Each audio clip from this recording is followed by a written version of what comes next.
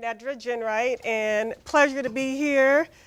Thank you, Kate, for inviting me, and thank you, Orlin and Sylvie for that great opening.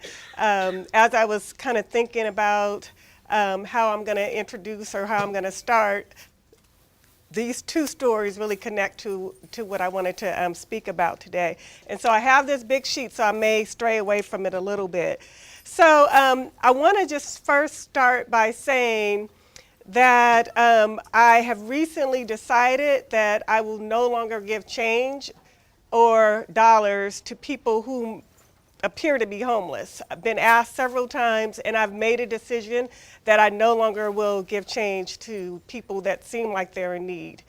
And I'm going to tell you why. I'll give a couple of stories as to why, but before I do that, I want to give some experience or tell you a little bit about my experience growing up.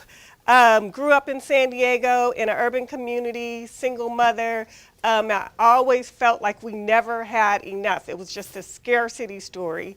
It was a story of always being in debt, always trying to pay bills, and there was never enough. I would want for things being an only child and never got to get them.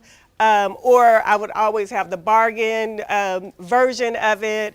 I don't know if anybody is old enough in here to remember, but there used to be government cheese that they would give out, this big block of wax that they would give out. So we would stand in line for that. So I didn't feel poor, but I always felt like there wasn't enough. So I had this scarcity story.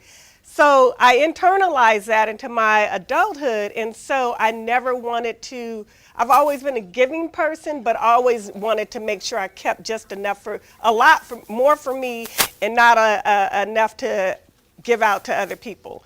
And so fast forward, the reason that I never give change anymore is, this was probably about a couple of years ago. My husband and I were going to the San Francisco Opera House on Van Ness. And for those San Franciscans know that parking is at a premium in San Francisco. So we get there kind of running a little bit late to get to the concert we were going to, and needed to find parking. So we going around the block, no parking, irritated, San Francisco, running late to the concert.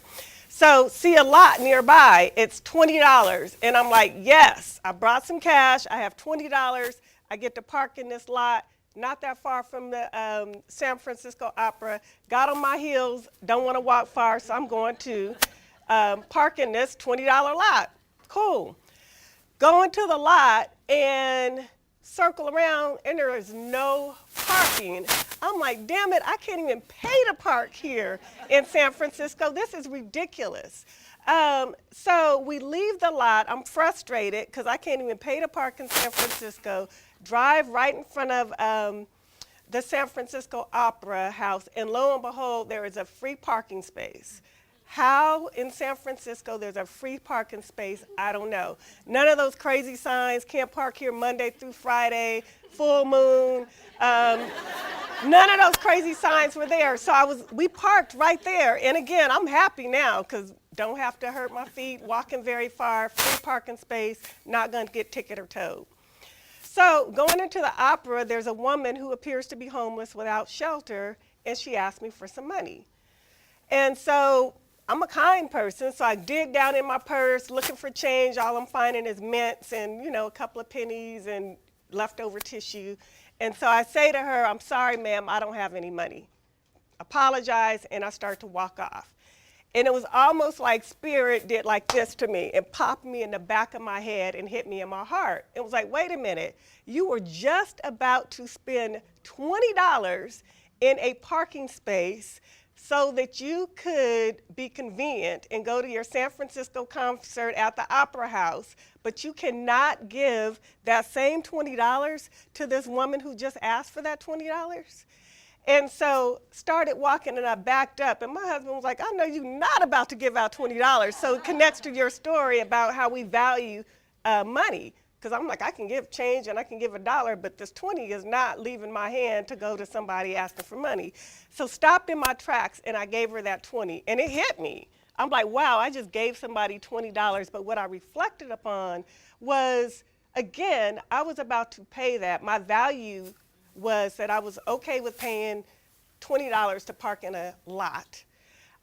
It was because I didn't want to walk far, and it was to go to the Opera House. But again, I was not willing to take care of or to support or to give from my overflow to a human spirit. And it wasn't to me just about the money or the amount. I realized in retrospect, it was more about shifting values around things to humans, to spirits. It was about my connection. If she's hungry, then I'm hungry, because we all are connected. And so just a huge lesson and opening for me. So now, when I encounter need, that connection to people is ever so present to me. And so I have literally, and again, it's not about money, but have literally gone to the bank and taken out money intentionally, because I know I'm going to come across somebody in need. And it may not even be someone that's homeless. It may just be a friend. Or if I happen not to have money,